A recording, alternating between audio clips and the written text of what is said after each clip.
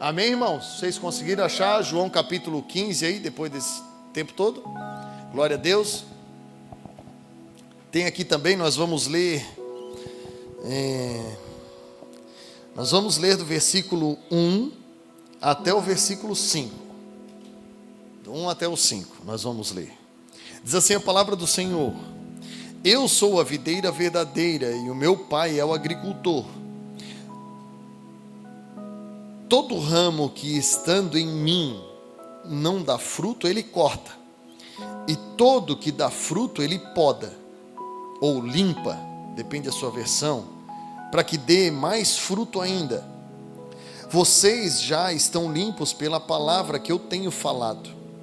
Permaneçam em mim e eu permanecerei em vocês. Nenhum ramo pode dar fruto por si mesmo, se não permanecer na videira. Vocês também não podem dar fruto se não permanecerem em mim.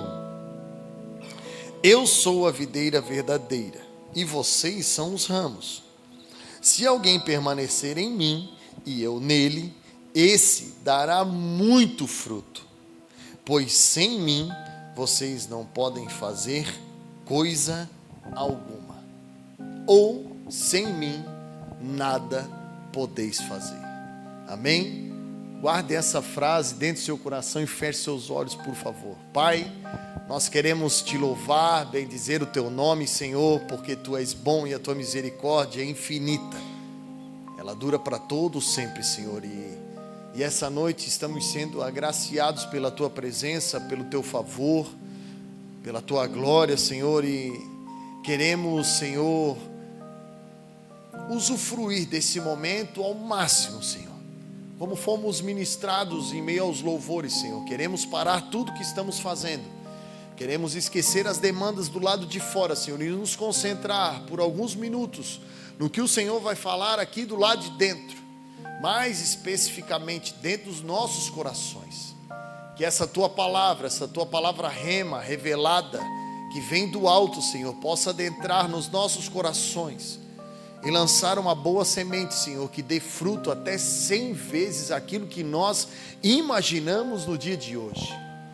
Nós declaramos, Senhor, os céus abertos sobre esse lugar, assim como foi em meio aos louvores, Senhor, que seja agora em meio à tua palavra, Senhor, e que continue, Senhor, os céus abertos, que os teus anjos subam e desçam, Senhor, trazendo cada palavra para ser dita para a tua igreja, Senhor, porque tu tens o governo desse lugar, tu és o sumo pastor dessa igreja, o nosso sumo sacerdote, Senhor.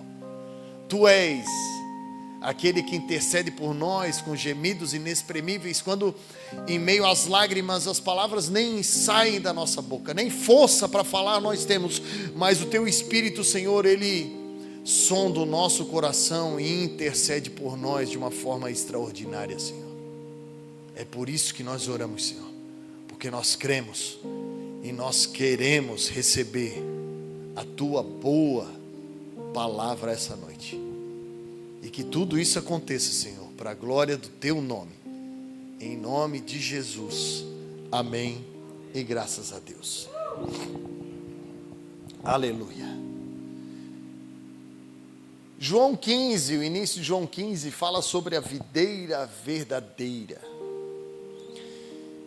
E para chegarmos a falar sobre a videira verdadeira, sobre os ramos, sobre os frutos, eu gostaria de trazer uma breve reflexão para vocês. A nossa vida, ela só é possível porque nós somos rodeados de alguns elementos que são vitais para a nossa existência. Falando como ser humano, naturalmente, existe uma série de elementos que para nós se tornam vital para a nossa existência, para o nosso desenvolvimento emocional, psicológico, fisiológico, claro. Mas existem 5 elementos que são primordiais, que sem eles não dá. É o ar que nós respiramos, a água que nós bebemos, a comida que nós comemos, que nos supre, que nos nutre, um teto sobre a nossa cabeça, e o tempo de sono que nos regenera, que nos equilibra emocionalmente e mentalmente. A nossa vida humana e fisiológica, ela depende desses 5 elementos que são vitais para nós. E eu creio que nós, tendo nossa plena faculdade mental em dia, eu creio que isso seja praticamente uma unanimidade no mundo inteiro. Eu creio que, se não todos, mas a grande maioria precise disso, mas quem sabe todos, eu creio que todas as pessoas precisem disso para viver. E por isso, por nós sabermos disso, por nós usufruirmos disso no nosso dia a dia, eu sei que nós tratamos essas 5 coisas tão bem e cuidamos tão bem disso como se não houvesse amanhã. É ou não é verdade? Não. Não é verdade. Nós não cuidamos do ar que nós respiramos como nós deveríamos. Nós não controlamos o uso da água tão quanto nós deveríamos. Ou o alimento, fazer aquela continha no almoço para saciar e não para estufar. E por que a gente se comporta assim? Você já parou para pensar nisso? Coisas vitais, irmãos, ninguém vive sem água. Ninguém vive sem água. Por que você acha que essas coisas tão vitais e importantes são tratadas muitas vezes como fúteis? Como coisas irrelevantes na nossa vida? Não, pastor, mas comida é sagrado. Eu sei que é, a gente até ora na hora do almoço. Mas é aquela comida que fica rolando na geladeira e passa dia, entra dia, e aquele pote vai ficando, em vez da gente tirar o pote e botar no micro-ondas para agregar, a gente vai empurrando ele para o fundo da geladeira para tentar esquecer dele, porque a gente está fazendo comida nova. E eu não sei se vocês sabem, mas tem gente que não come comida requentada. E eu não tenho nada contra esse tipo de gente. Meu sogro era uma pessoa que não comia comida requentada. Tinha que ter comida fresca todo dia. E eu não estou falando para trazer um peso sobre você, é apenas uma reflexão. Mas eu quero trazer para você o real motivo de por que nós nos comportamos assim. Porque todas essas coisas, apesar de serem vitais, por termos em abundância, nós as tornamos fúteis. Por mais que elas sejam vitais para a nossa vida, por causa da abundância dela na nossa vida, nós não tratamos elas com prioridade. A não ser que você seja um membro do Greenpeace. Quem lembra do Greenpeace? É só os 40 a mais que vão lembrar do Greenpeace. O Fernando já torceu até o bico já, porque não lembra. O Fernando tem 30 anos. Greenpeace é um grupo que são meio ativistas do meio ambiente, que cuidam, que combatem, né? Enfim, então se você não é algum deles, eu acho que você não é um daqueles que tem carro elétrico em casa e que prioriza os seus utensílios e a sua casa por meio de energia renovável. Eu não sou um deles. Meu carro não é elétrico, meu carro é combustão. Ou talvez eu e você priorizamos todos os nossos recursos e calculamos tudo que nós fizemos para tornar o meio ambiente tão prioritário assim na nossa vida. Eu acho que a gente não faz tanto isso. Ou quem sabe a água. Talvez o ar é muito ar, né? Mas vamos partir para a água então. Quem sabe você invista na sua casa em vários meios tecnológicos para controlar cada mililitro de água que você usa. Você deve ser aquela pessoa que quando lava a roupa, usa água para lavar a calçada? Não? Ah, tá. Ou quem sabe então você tem um temporizador no seu chuveiro para quando dá 3, 4 minutos no banho ele apita. Alguém? Não, também, eu também não. Mas água ainda a gente tem bastante. Vamos falar da comida. Talvez a comida a gente consiga controlar melhor.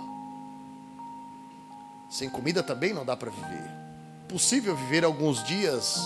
Moisés, Jesus provaram isso, passando 40 dias em jejum, mas 40 dias. E a Bíblia vai dizer que depois de 40 dias tiveram fome. Então não dá para ficar muito tempo sem comer. Mas a comida a gente cuida. A comida a gente até deixa de comer aquilo que a gente tanto gosta para racionalizar, né? Você nem come o tanto que gostaria para poder... Não, também? Eu também não. Você sabe por que a gente não faz isso? Porque nós temos acesso. Porque nós temos abundância. Porque isso nos sobra.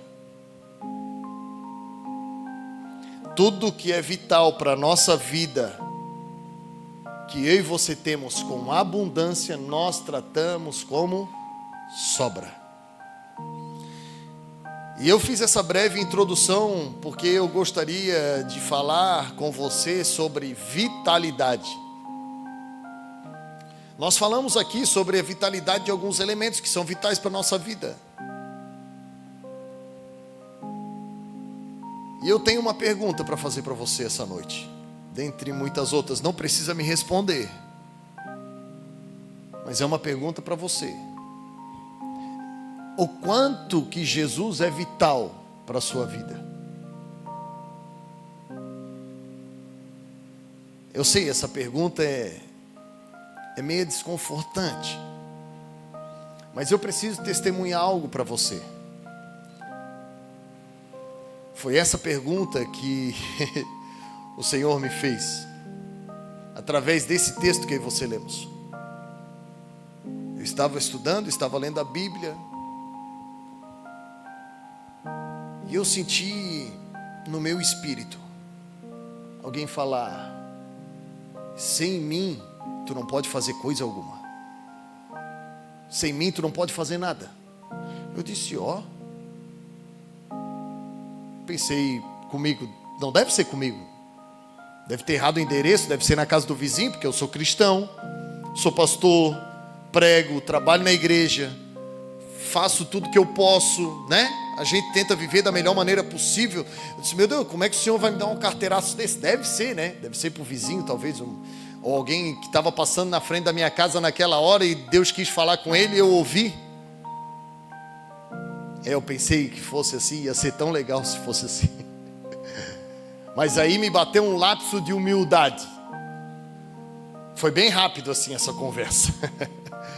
E quando me bateu esse lapso de humildade, eu pensei, bom, pode ser que seja Deus falando comigo, e talvez tenha algumas áreas da minha vida que eu precise priorizar. Talvez tenha alguma coisa na minha vida que Deus queira modificar ou tratar, e que eu não estou agindo com tanta vitalidade assim como eu deveria.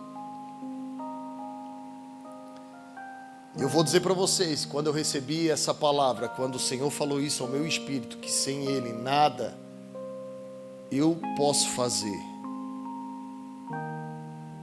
E quando eu fiz uma breve reflexão sobre a minha vida,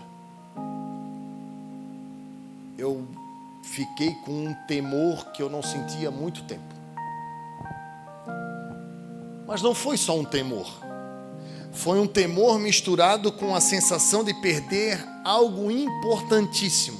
Sabe aquele sentimento de perda instantânea que te pega de surpresa e não dá tempo de fazer nada e tu perdeu? Foi um misto desse sentimento. E por que eu estou te falando isso? Eu estou te falando isso porque é exatamente isso que a Bíblia diz. Que o Senhor é uma videira verdadeira. Nós somos só os ramos. Paulo vai falar aos Romanos, no capítulo 11, que nós somos enxertados na videira. Nós nem nascemos na videira.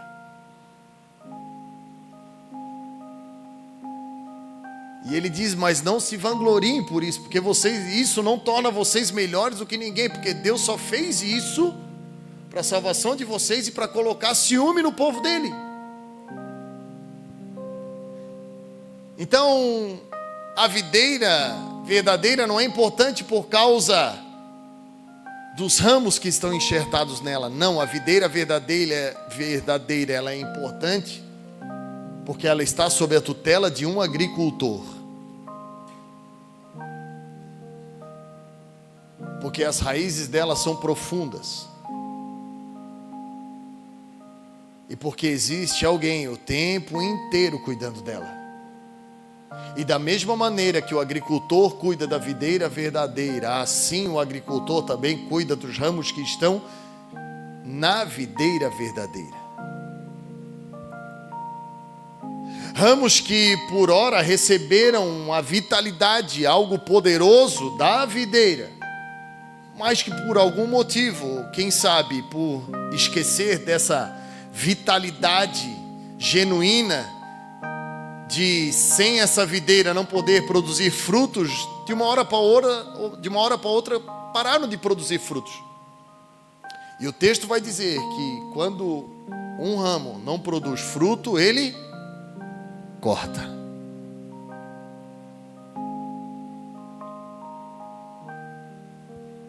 E aquele que dá fruto, ele poda, ele limpa, ele esquadrinha. Para quê?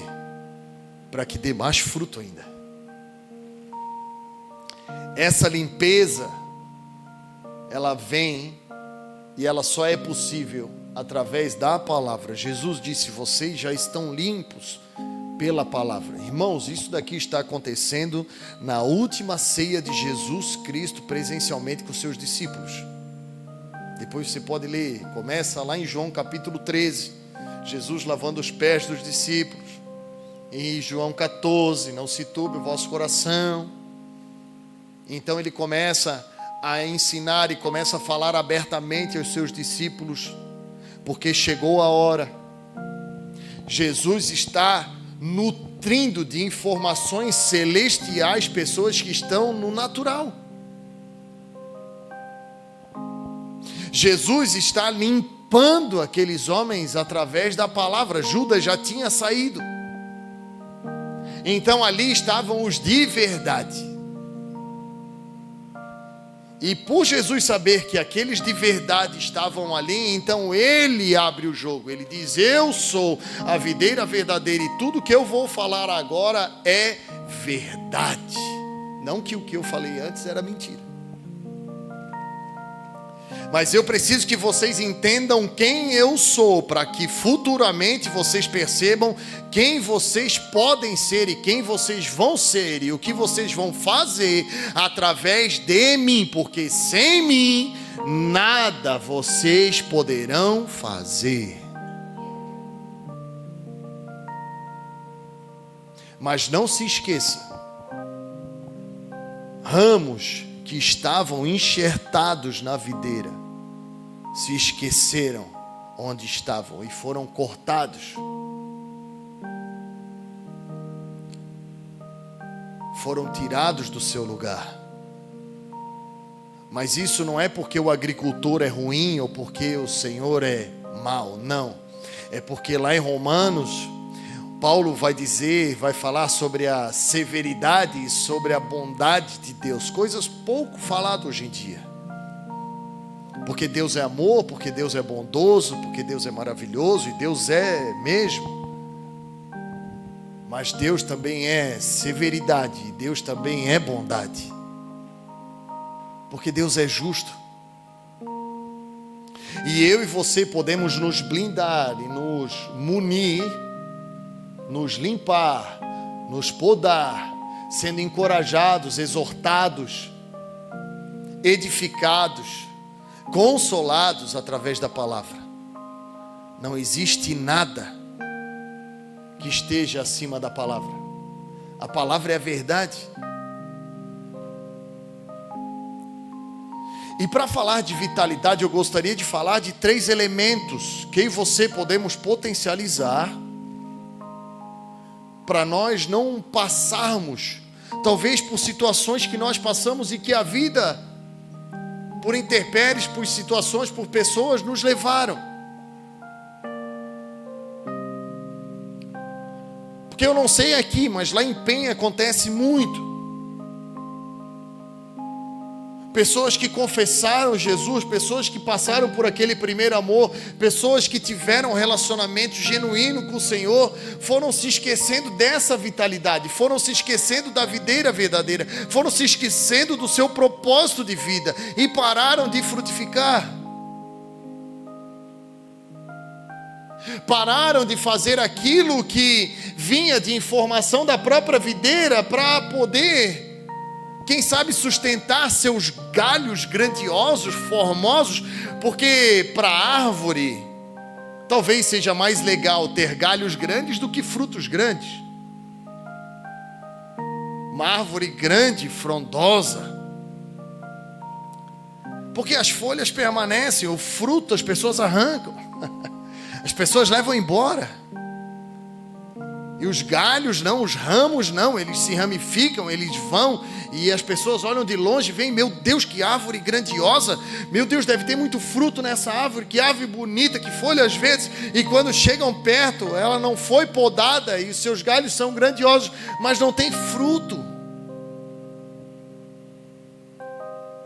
Elas não têm fruto, não porque se tornaram más, mas porque trataram o que é vital com futilidade. Aquilo que era importante, sabe, aquele momento inegociável de oração diária que a gente tinha, sabe?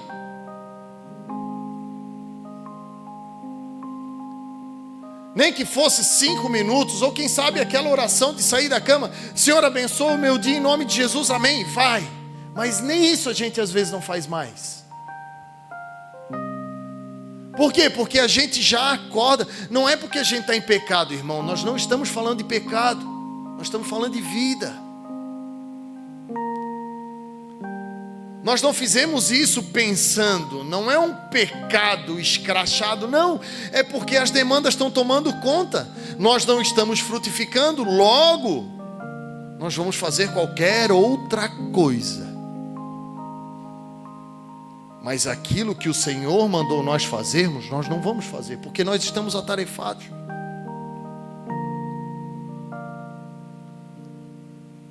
São as vezes que o Senhor deixou claro a sua palavra, a sua direção sobre a nossa vida, e nós olhamos com os nossos olhos naturais, físicos, limitados, e achamos ser mais sábios que o Senhor e dizer, pois é, Jesus, mas nesse caminho aí que tu estás me mandando, essa palavra que o Senhor me deu não é tão boa assim, deixa eu colocar uma vírgula, deixa eu colocar um traço, deixa eu botar só uma letra, deixa eu agregar um negocinho aí. Ou talvez quando o Senhor tenha mandado eu e você fazer coisas que nós não fizemos, ou quem sabe quando Ele tenha mandado eu e você parar de fazer algumas coisas que nós continuamos fazendo, e eu não estou falando de pecado, porque pecado é muito fácil a gente abandonar, está errado, é escrachado.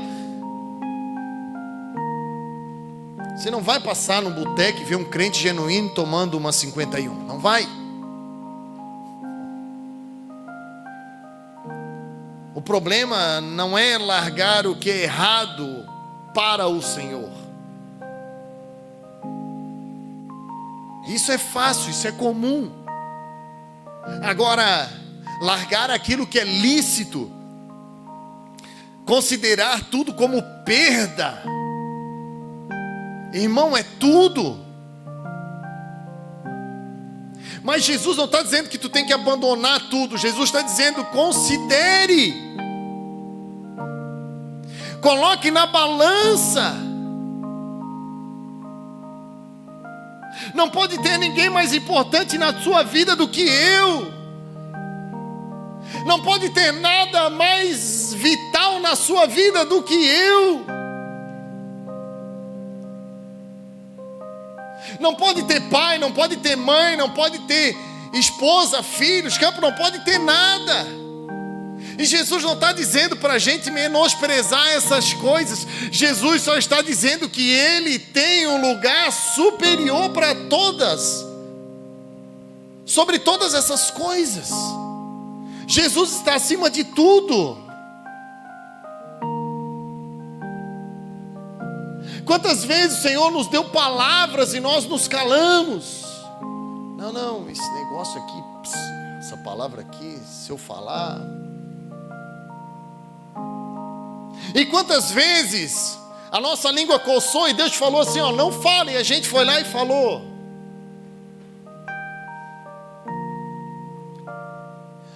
Isso é falta de vitalidade, de tratar com suma importância aquilo que é vital para a nossa vida, a presença de Jesus Cristo. Através da sua palavra, através das orações, através da comunhão, através da sua obra, através de tudo que a igreja, o corpo de Cristo proporciona. Quantas vezes o Senhor tem nos mostrado, irmãos, um membro ferido, um membro machucado, e nós, com um pensamento, não, vamos levar esse irmão junto, porque o corpo está indo, ele vem também. Mas alguém com uma perna machucada não consegue acompanhar alguém são. Ele até vai se mover, mas vai meio mancando. E é nítido que ele está machucado.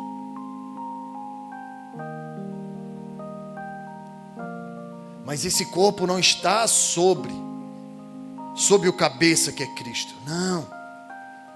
Ele está sobre o coração, sobre as emoções, sobre a vontade.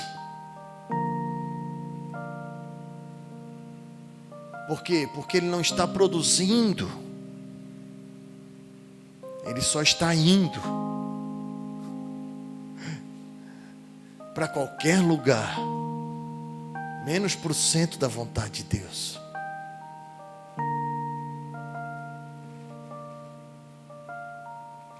Pense comigo, irmãos. Alguém que está passando uma grande necessidade.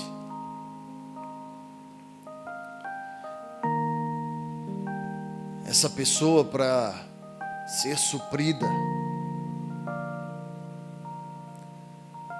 o alimento vai proporcionar nela, quando ela se assenta para ser suprida, quando ela é enxertada, quando ela chega num lugar onde ela vai ser alimentada, quando ela vai ter a sua mente transformada pela palavra do Senhor, quando o Espírito Santo pegar ela vai ser saciada. Ela não vai comer até explodir. Ela vai comer, vai se alimentar o suficiente. E eu e você só somos saciados através da verdade. A nossa saciedade só vem através da verdade. Porque verdade é um fato. Verdade é um acontecimento. Ninguém agrega nada à verdade. Ninguém pode aumentar uma verdade. Por quê? Porque a verdade é um fato, é algo consumado. Verdade no original, no hebraico, é emet. E essa palavra é a junção de 3 letras, de Aleph, de Men e Tav. A primeira letra do alfabeto hebraico, a letra do meio e a última. Por quê? Porque a verdade, ela tem um início, ela tem um meio e ela tem um fim. Jesus, na cruz do Calvário, quando Jesus foi crucificado, a sua última palavra, segundo João, foi tetelestai, está consumado. Tetelestai no grego é um selo que se dava mediante a condenação de um escravo, dizendo: ele está livre. O que o Senhor foi fazer na cruz do Calvário não foi nos suprir de coisas na terra, de coisas para a terra, não. O Senhor na cruz do Calvário, Ele nos libertou, e não existe nada maior do que isso. Ninguém pode fazer nada mais do que isso na minha e na sua vida. Porque um dia eu e você conhecemos a verdade, e a verdade nos libertou. Nós éramos escravos das nossas próprias mentiras. Eu não sei se você mentia, mas eu mentia muito. A verdade, ela dá. A verdade é um sacrifício, a verdade é um ato. A verdade foi a oferta de Jesus na cruz. A mentira, ela toma.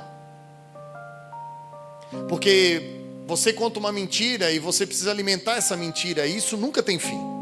Enquanto você não coloca uma verdade mediante uma mentira, você vai precisar se revirar, você vai precisar se virar nos 30, nos 60, nos 90, para o resto da sua vida, para alimentar algo fútil e inútil que aconteceu lá atrás. Mas quando a verdade chega, quando a luz chega, quando a verdade plena aparece, tudo se acaba. Por quê? Porque a verdade dá, a verdade não toma. E depois que nós somos saciados, depois que nós somos enxertados na videira, depois que a verdade está dentro do nosso coração, o que acontece? Nós ficamos fortes,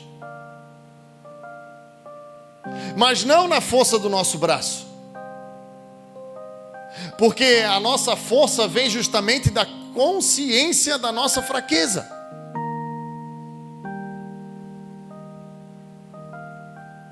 É quando nós olhamos um Jesus forte, nós temos plena convicção do tanto que nós somos fracos.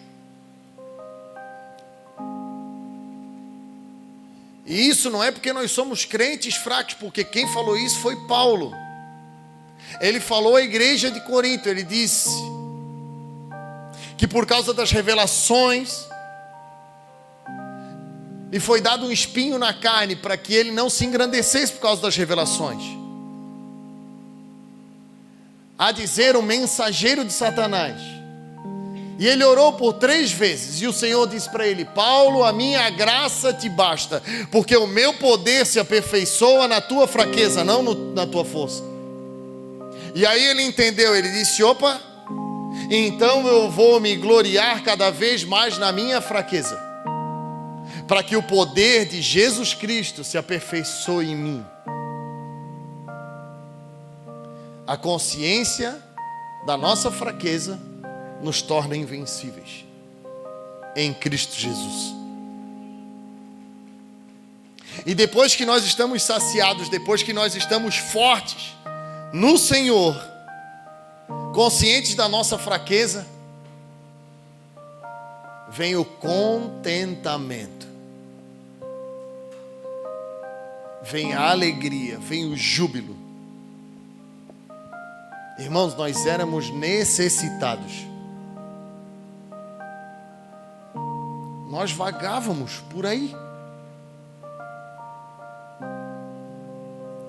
sem eira, nem beira, sem caminho, sem perspectiva de vida, até o dia que o Senhor nos encontrou. E Ele nos saciou, Ele nos fortaleceu. E depois de comprovar isso, o que nós percebemos?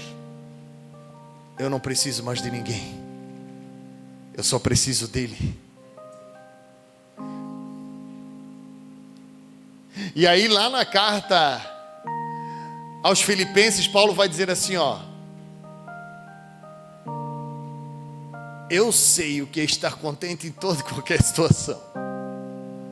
Preso, escrevendo para as pessoas em liberdade, dizendo assim, ó: alegrem-se comigo no Senhor. Outra vez eu digo, alegrem-se.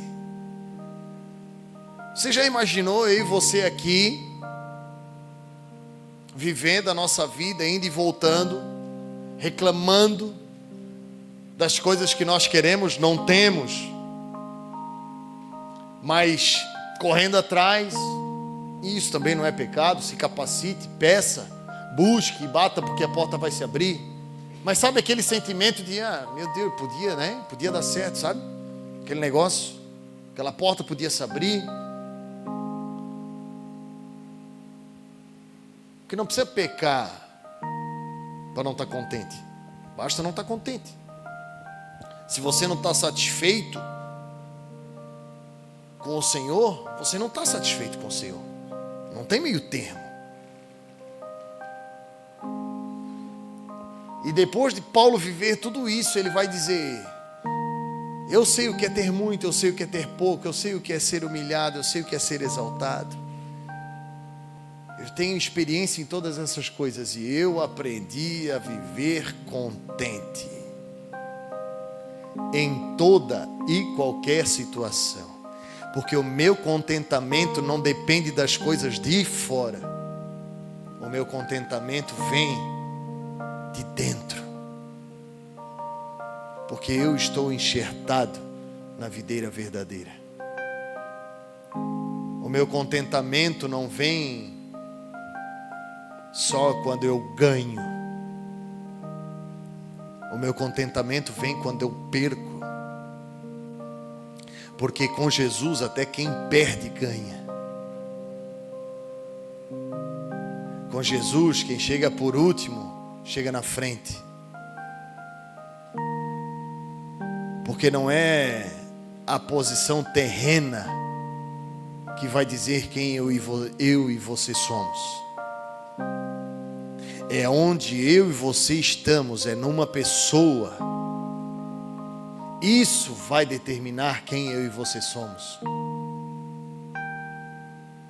Então no dia bom nós vamos aproveitar, nós vamos festejar, nós vamos nos alegrar. E no dia mau, no dia da aflição, no dia da luta, no dia da batalha, nós vamos considerar, nós vamos aprender, nós vamos parar.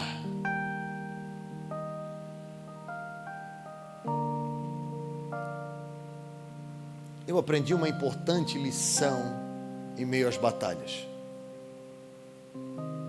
Existem batalhas que a gente vence suportando. Tem batalhas que a gente não vai vencer. Tem lutas que nós não vamos soltar fogos de artifício. Existem batalhas na minha e na sua vida que a glória do Senhor vai aparecer por eu e você suportarmos os sofrimentos. E essas tribulações vão produzir em nós paciência. E a paciência vai produzir em nós perseverança. E essa perseverança vai produzir em nós esperança. E essa não nos decepciona, porque esperança é fé. E quem tem fé tem tudo. Porque Jesus Cristo é o autor e o consumador da nossa fé. Se Ele te deu a primeira palavra e não te deu a última, é porque ainda não acabou. Se Ele te prometeu e ainda não cumpriu, é porque ainda não chegou no final. Persevere, suporte, esteja enxertado na videira, não negocie a presença de Jesus por nada nessa terra, porque não existe nada nessa terra que valha o que Jesus vale para mim e para você. Ninguém perdoou os nossos pecados a não ser Jesus. Ninguém abriu os nossos olhos igual abriu Jesus. Ninguém nos levantou do monturo igual nos levantou Jesus. Ninguém nos fortalece em meio à nossa fraqueza senão Jesus. Ninguém suporta nossas angústias, nossas ansiedades senão Jesus. Não existe amigo melhor do que Jesus.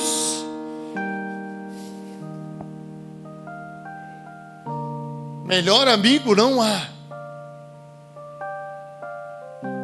Então não coloque nada e nem ninguém nesse lugar. Ele é vital para mim e para você. E sem Ele, eu e você não podemos fazer coisa alguma. E foi aí que a minha ficha caiu.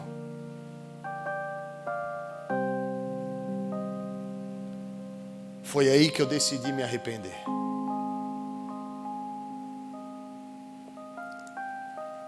Porque às vezes a gente se esconde atrás do que a gente está fazendo. Você conhece a história de Acabe? Ele era rei, irmão. Ele não precisava provar para ninguém que ele era rei. Ferido, machucado, não querendo largar o osso, porque precisava provar para os outros que era o rei, que precisava guerrear. Considerou o que estava fazendo mais importante do que a vitalidade de Deus na sua vida. As palavras de Deus na sua vida foram ignoradas. E a consequência das palavras de Deus que eu e você ignoramos na terra, elas nos ferem, porque são consequências.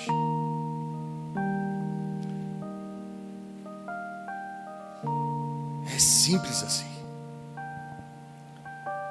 Quando eu estava lendo a Bíblia, sentado no sofá da minha casa, quando eu recebi essa palavra, que eu achei que era para o cara que estava passando na rua, quando eu achei que era para o vizinho, quando eu achei que era para todo mundo, e quando eu tive a consciência que era para mim, quando eu percebi que Deus estava me falando aquilo, porque eu creio que Ele quer que eu te diga tudo que eu te disse até agora, eu comecei a clamar por perdão. Porque eu lembrei da palavra. Produzam frutos que permaneçam para sempre. Quando acharam João Batista no deserto, eles foram perguntar para ele o que precisava fazer para entrar nesse reino de Deus que estava vindo aí. João, o que nós precisamos fazer? Se arrependam-se. Produzam frutos dignos de arrependimento.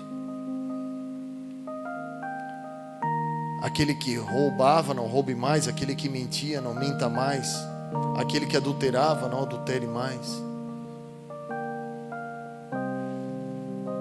Aquele que cobiçava, não cobice mais.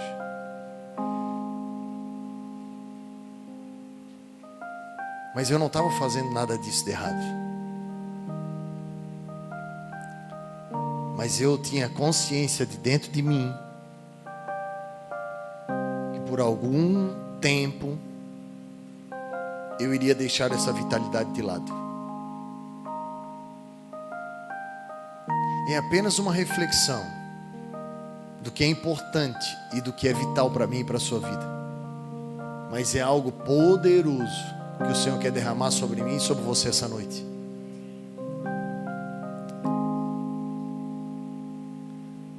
Não é sobre pecado que o Senhor está falando essa noite. É sobre posicionamento. Jesus termina dizendo: eu sou a videira verdadeira. Quem que nós somos? Os ramos. Se vocês permanecerem em mim, em nenhum outro lugar, não em casa, não no trabalho, não. Se vocês permanecerem em mim, vocês darão muito fruto. E se nós permanecermos nele, ele vai permanecer em nós. E eu e você vamos frutificar como nunca antes frutificamos. Eu e você vamos viver um tempo como nunca vivemos antes. Porque são essas coisas que o Senhor tem preparado para mim e para a sua vida. coisas que os nossos olhos ainda não viram, nossos ouvidos ainda não ouviram e nem passou pela mente humana. É isso que o Senhor tem preparado para aqueles que o amam. Você ama o Senhor? É isso que o Senhor tem preparado para você, é isso que o Senhor tem preparado para a sua casa, é isso que o Senhor tem preparado para a sua carreira. Você vai ser a pessoa mais bem-sucedida dessa terra quando você colocar o Senhor Jesus em primeiro lugar na sua vida, em tudo, porque sem Ele, eu e você não podemos fazer coisa alguma. Se você crê nessa palavra, se coloque de pé, por favor.